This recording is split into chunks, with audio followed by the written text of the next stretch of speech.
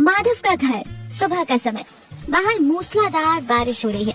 बादलों के गरजने की आवाज आ रही है। माधव एक बड़े से बर्तन में पानी पूरी का आटा गूंथ रहा है और उसे गुस्से में जोर जोर से मुक्के कर रहा है। सुमित्रा पास ही एक छोटे स्टोव पर आलू उबाल रही है। मौसम काफी ठंडा है। अरे यार सुमित्रा, ये बारिश तो आज रुकने का नाम ही नहीं ले रही। बिल्कुल मेरे ससुर जी की तरह है ये बरसात। जब बिल्कुल नहीं आना चाहिए एकदम उसी वक्त टपक पड़ती है और फिर जाने का तो नाम ही नहीं लेती। आलू को चम्मच से चलाते हुए कहती है, अजी सुनिए, आसमान फट पड़ा है, इतनी तेज बारिश हो रही है। इन सब के बीच में आप मेरे पिताजी को क्यों घसीट रहे? अब बारिश के मौसम में पानी नहीं बरसेगा तो क्या आसमान से गर्मा गर्म जलेबियाँ गिरेंगी?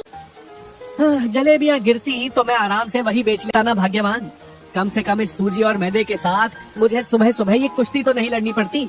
एक तो इतनी ठंड है, आटा जल्दी सूखता नहीं, पूरियां करारी नहीं बनती और ऊपर से पिछले 3 दिन से ये जो बारिश लगी है, प्लेटफॉर्म पर कोई इंसान रुक ही नहीं रहा। ट्रेन आती है और सब भीगने के डर से भागकर सीधे डिब्बे में घुस जाते हैं। मेरी पानी पूरी मेरा मुंह देखती है और मैं अपनी पानी पूरी का।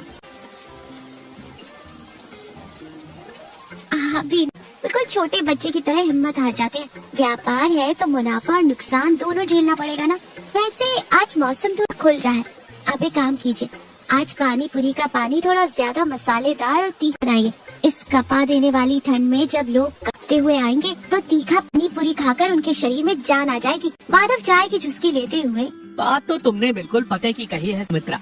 आज का तीखा पानी ऐसा वैसा नहीं होगा। जो भी खाएगा उसके दोनों कानों से सीटी बजते हुए धुआं निकलेगा। ठंड और बारिश सब भूलकर लोग बस पानी पानी चिल्लाते हुए भागेंगे। ऐसा जादू करूंगा आज।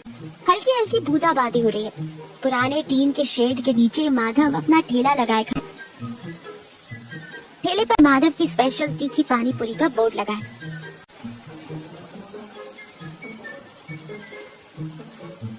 तभी ऑफिस से लौटा रवि अपने भीगे हुए कपड़े झाड़ता हुआ कांपते हुए दौड़कर ठेले के पास आता है।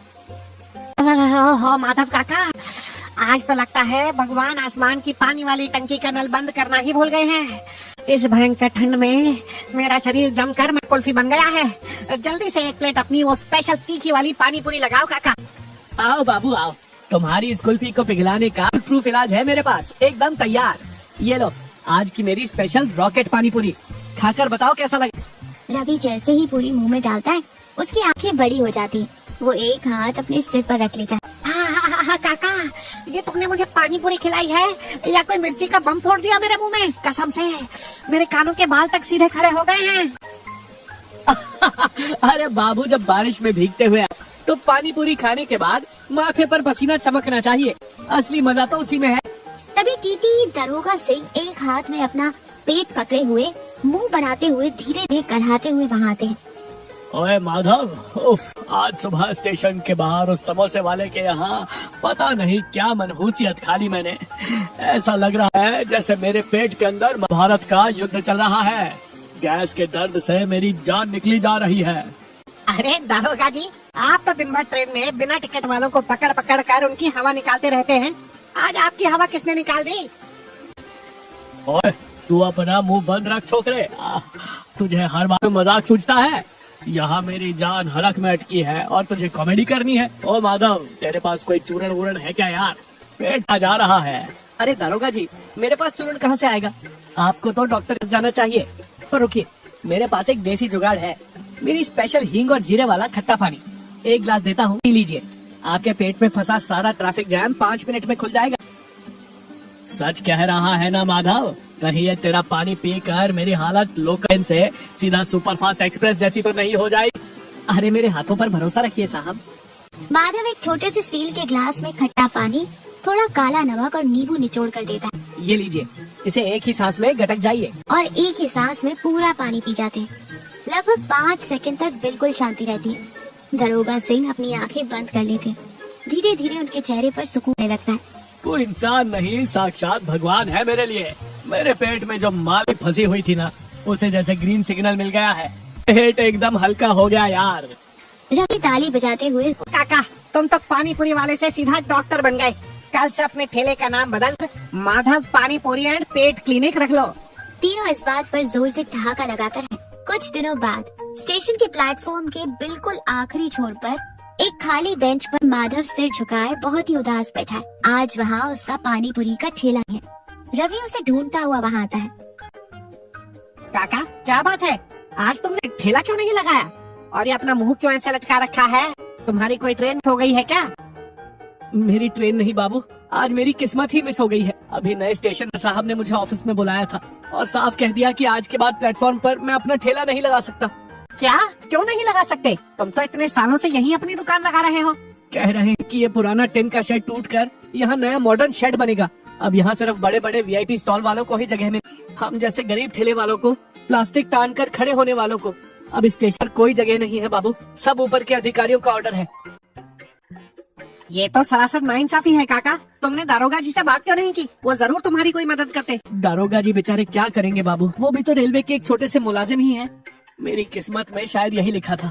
बस ये समझ नहीं आ रहा कि अब घर जाकर सुमित्रा को अपना ये हारा हुआ मुंह कैसे दिखा। रात का समय, माधव बिना खाना खाए खटिया पर गुमसुम बैठा है। बाहर बारिश की हल्की हल्की आवाज आ रही है। सुमित्रा एक थाली में खाना लेकर आती है। पहले आप ये 2 निवाले खा लीजिए। आपके इस तरह भूखे पेट रहने से वो स्टेशन मास्टर हमारा ठेला हमें वापस थोड़ी दे देगा। मेरी भूख मर चुकी है सुमित्रा। सालों तक उस स्टेशन की पटरियों के साथ साथ हमारी जिंदगी भी तो दौड़ी है। उसी एक छोटे से ठेले पर हमारा पूरा घर चला है। आज अचानक ऐसा लग रहा है जैसे मेरी जिंदगी की गाड़ी ही पटरी से उतर गई हो। मैं किसी काम का नहीं रहा। आप कैसी बातें कर रहे हैं? पटरी बदली है, लेकिन आपके इन हाथों में जो जादू है, जो स्वाद है, वो तो कहीं नहीं गया ना। माधव, लोग आपके पास आते हैं आपके हाथों की बनी पानी पूरी का स्वाद लेने। वो स्टेशन का टीन का शेड देखने नहीं आते। उन्हें आपका प्यार, आपके बात करने का तरीका और आपकी मेहनत पसंद। तो अब तुम मुझे क्या करने को कह रही हो? स्टेशन के अंदर ठेला नहीं लगाने दे रहे तो क्या हुआ? स्टेशन के बाहर वो बड़ा सा पीपल का पेड़ है, वहाँ तो बहुत खाली जगह है ना। हम कल से अपना ठेला स्टेशन के बाहर लगाएंगे। स्टेशन के बाहर? पर सुमित्रा, वहाँ तो पहले से ही कितनी बड़ी बड़ी दुकानें और होटल है। वहाँ उन बड़ी दुकानों को छोड़कर हमारे इस छोटे से ठेले के पास आएगा?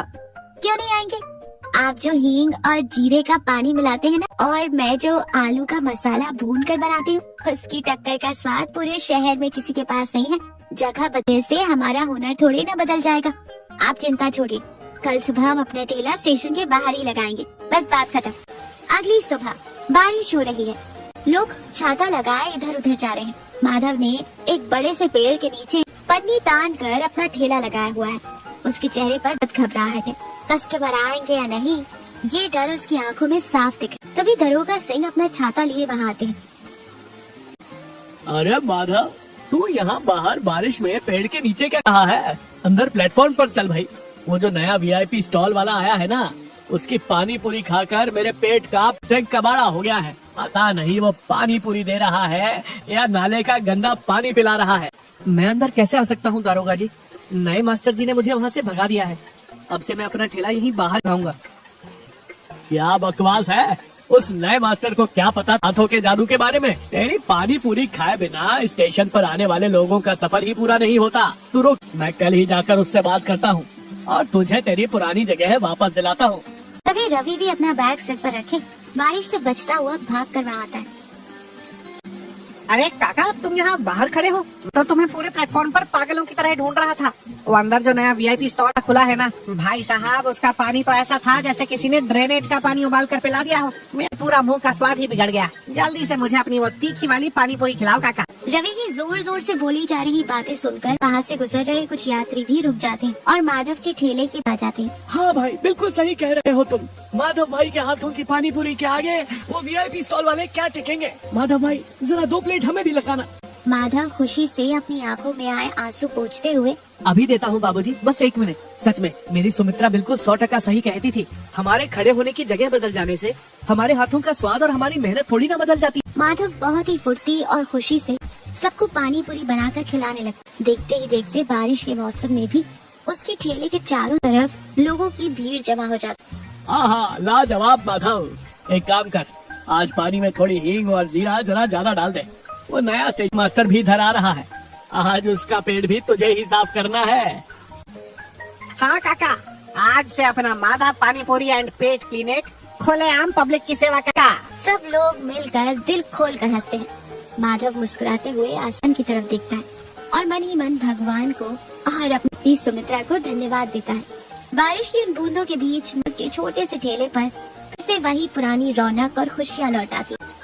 तो देखा, एक इंसान की असली पहचान इस बात से नहीं होती कि वो किस जगह पर है या उसकी हैसियत क्या है, बल्कि उसकी पहचान उसकी मेहनत, उसकी ईमानदारी और उसके हुनर से होती है। जिंदगी में चाहे कितनी भी मुश्किलें आ जाए, अगर इंसान को खुद पर और अपने काम पर पक्का भरोसा है तो वो हर मुश्किल हालात में अपने लिए एक नई राह बना ही लेता है। बुरे वक्त में अपनों का साथ और उनका दिया हौसला किसी भी गहरी निराशा को एक नई उम्मीद में बदल देता है।